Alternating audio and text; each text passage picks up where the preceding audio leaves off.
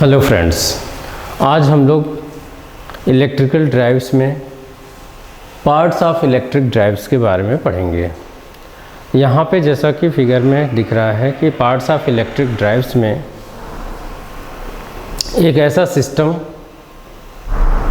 जो हमारे मशीन को हमारे डिज़ायर्ड आउटपुट पे चलाने के लिए नेसेसरी है, मतलब ज़रूरी है। उस तरीके के सिस्टम यहाँ पे शो हो रहा है। उस ड्राइव्स के लिए स्पेशली हमें किन किन चीज़ों की रिक्वायरमेंट होती है वो इस ब्लॉक डायग्राम से आपको क्लियर हो जाएगा। तो अब जैसे यहाँ पे हम ये कह सकते हैं कि कोई भी इलेक्ट्रिक ड्राइव्स है उसका ये ब्लॉक डायग्राम है और इसमें क्या क्या पैरामीटर्स यूज़ हो रहे हैं, किसके थ्रू हम किसको कंट्रोल कर रहे हैं, उसके बारे में आज जानकारी यहाँ पे हम ले रहे हैं। तो यहाँ पे एक सोर्स है। सोर्स हमारा क्या होगा? कोई भी पावर जो जनरेट हो रही है, चाहे वो एसी हो, डीसी हो, किस तरीके की पावर जनरेट हो रही है वो हमें देखना है। और हमारी ड्राइव्स जिस पे काम कर रही है वो किस तरीके की ड्राइव्स है। तो यहाँ पे सोर्स के बारे में एक देख सकते हैं कि जो हमें चाहे डीसी मिलती हो चाहे एसी मिलती हो, उसमें दो पैरामीटर्स होते हैं, वोल्टेज और करंट। तो यहाँ पे हमें वोल्टेज और करंट दो पैरामीटर्स सोर्स के थ्रू फाइंड आउट होते हैं। तो ये जो वोल्टेज और सोर्स है उसके थ्रू हम यहाँ पे एक पावर मॉड्यूलेटर यूज़ कर रहे हैं। पावर मॉड्यूलेटर मतलब एक तरीके से हम कह सकते हैं पावर कंट्रोलर। पावर कंट्रोलर क्या करेगा कि जो सप्लाई उधर से आ रही है, अब हमारे मोटर को किस तरीके की रिक्वायरमेंट है उसके अकॉर्डिंग पावर कंट्रोलर उसको सप्लाई दे या उसको सप्लाई प्रोवाइड करे। तो इसको हम कह सकते हैं कि यहाँ जो पावर मॉड्यूलेटर है वो एज अ कंट्रोलर की तरह काम करता है कि अगर हमारे मोटर को की स्पीड बहुत ज़्यादा हो गई है तो उसको हमें अगर कम करना है तो हम यहाँ से मॉड्यूलेटर या कंट्रोलर के थ्रू इसको कम सप्लाई देंगे ताकि हमारी मोटर एफिशिएंटली जितनी हमारी रिक्वायरमेंट है उस हिसाब से वो परफॉर्म करे या काम करे। अब यहाँ पे एक मोटर है जिसके पैरामीटर्स क्या हैं, जैसा कि हम लोगों ने पहले देखा कि हमारा मोटर क्या है, वो इलेक्ट्रिकल एनर्जी को मैकेनिकल एनर्जी में कन्वर्ट करता है। तो हमारा जो मोटर है वहाँ पे मोटर के पैरामीटर्स क्या हैं? हम ये कह सकते हैं कि मोटर का पैरामीटर एक तो एंगुलर वेलोसिटी होती है ओमेगा, और दूसरी हमारी होती है टॉर्क। तो हमारी टॉर्क और एंगुलर वेलोसिटी किस हिसाब से चेंज होगी उसके बारे में हम लोग देखते हैं। और इस मोटर को कंट्रोलिंग के लिए जितनी एंगुलर वेलोसिटी और जितने टॉर्क की रिक्वायरमेंट होती है वो पावर मॉड्यूलेटर के थ्रू इसको इंसर्ट किया जाता है, मतलब दिया जाता है, ताकि हमारी जो मोटर है वो एफिशिएंटली वर्क कर सके और हमें हमारे डिज़ायर आउटपुट के हिसाब से हमें रिजल्ट को प्रोवाइड कर सके। अब यहाँ पे लोड है।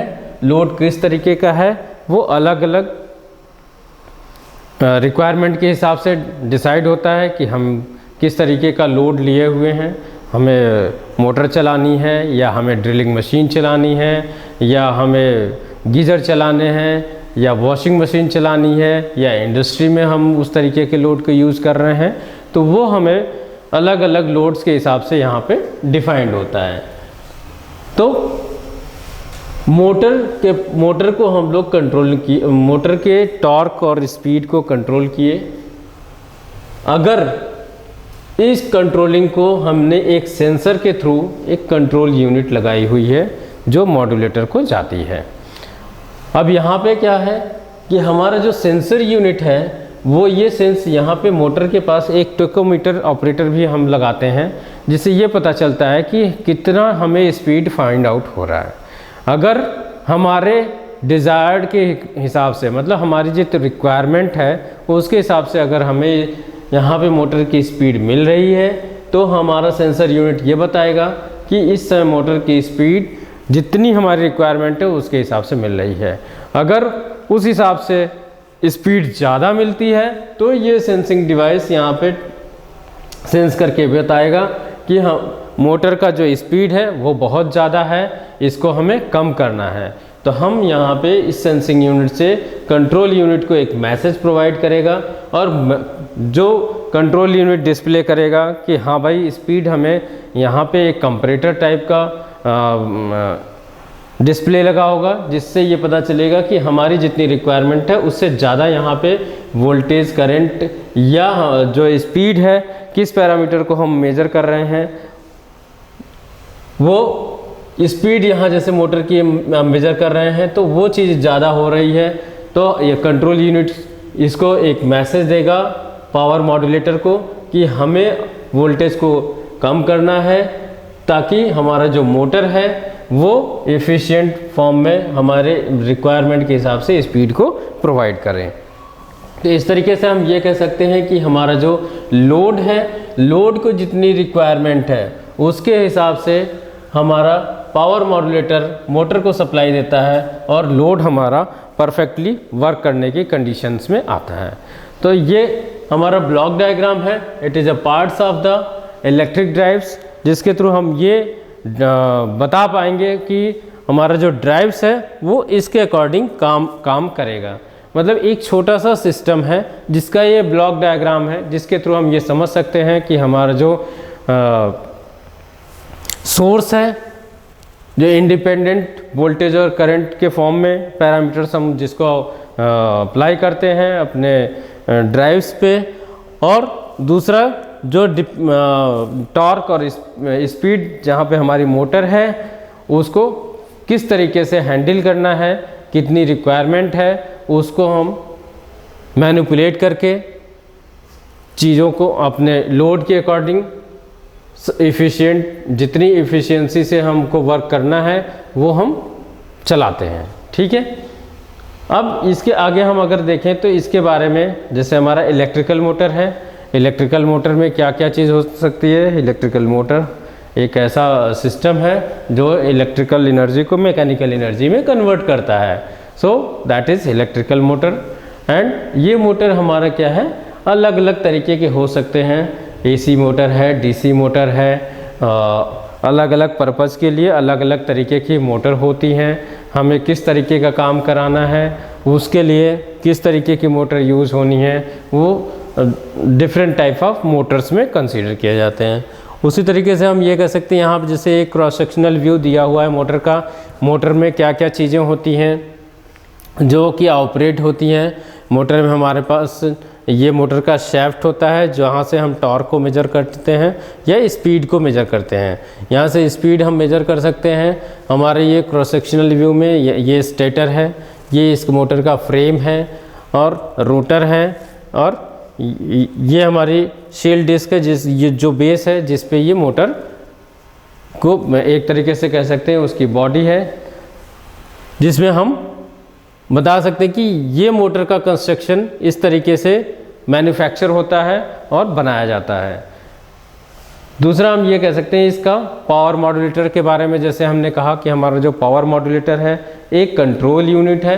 कंट्रोल यूनिट का मतलब है कि जो भी हमें डिजायर्ड इनपुट की रिक्वायरमेंट है वो हमारा कंट्रोल यूनिट उस मोटर को प्रोवाइड करे, ताकि लोड पे हमारा उतनी ही करंट और वोल्टेज या हमारी जो लीवर है उसका मोमेंट है वो किस हिसाब से वर्क करेगा, उसके लिए कितना परफेक्ट उसके पैरामीटर्स की रिक्वायरमेंट है और उसको कितना वो प्रोवाइड कर रहा है।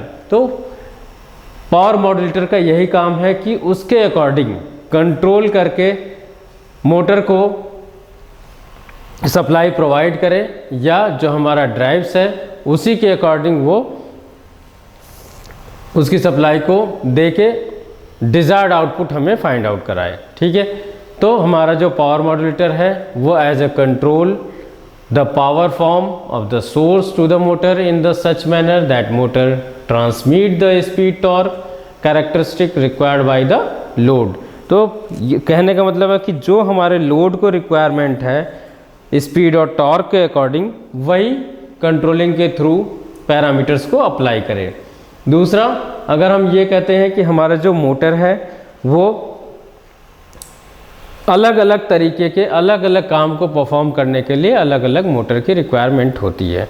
फॉर एग्जांपल जैसे हम कहें कि हमें ड्रिलिंग करनी है, तो ड्रिलिंग करने के समय हमारी मोटर कंटिन्यूअस ऑन नहीं होती है, तो उसमें कुछ टाइम के लिए हमारी मोटर ऑन होगी, कुछ टाइम के लिए मोटर ऑफ होगी, फिर ऑन होगी फिर ऑफ होगी। या जैसे हम कहें कि हमें किसी इंडस्ट्री में वाटर फिलिंग प्लांट है, तो वाटर फिलिंग प्लांट में भी जो हमारा मोटर है वो परमानेंट ऑन नहीं रहता है। जब हमें कैपिंग करनी है उस समय मोटर हमारा ऑन होगा, जब हमें कैपिंग नहीं करनी है तो उस समय मोटर ऑफ रहती है। लेकिन जैसे हमारी स्टील मिल है या शुगर मिल है या पेपर मिल है, तो वहाँ पे क्या है, लोड कंटिन्यूअस होता है।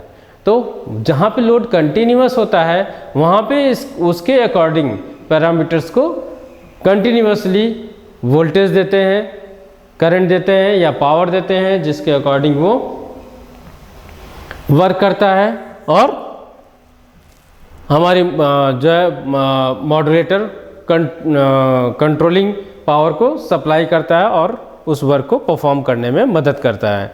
उसी तरीके से अगर हमारे मॉड्यूलेटर का काम ये भी है कि मोटर पे एक्सेस वोल्टेज जा रहा है या एक्सेस स्पीड हो रही है, टॉर्क ज़्यादा जनरेट हो रहा है, तो उसको भी मैनिपुलेट मॉड्यूलेटर के थ्रू करके सप्लाई देते हैं।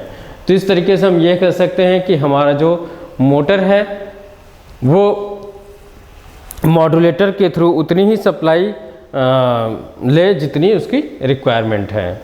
उसी तरीके से हमारी कंट्रोल यूनिट है। कंट्रोल यूनिट के बारे में हमने बताया कि हमारा जो सेंसर लगा हुआ है वो सेंस करेगा आउटपुट के थ्रू कि कितनी स्पीड आ रही है या कितना टॉर्क जनरेट हो रहा है, वो कंट्रोल यूनिट के देगा और उस कंट्रोल यूनिट को देने के बाद मॉड्यूलेटर के थ्रू उतने ही मैनिपुलेशन करके वो सप्लाई को ट्रांसमिट करेगा, जिससे हमारा मोटर एफिशिएंट फॉर्म में वर्क कर सके।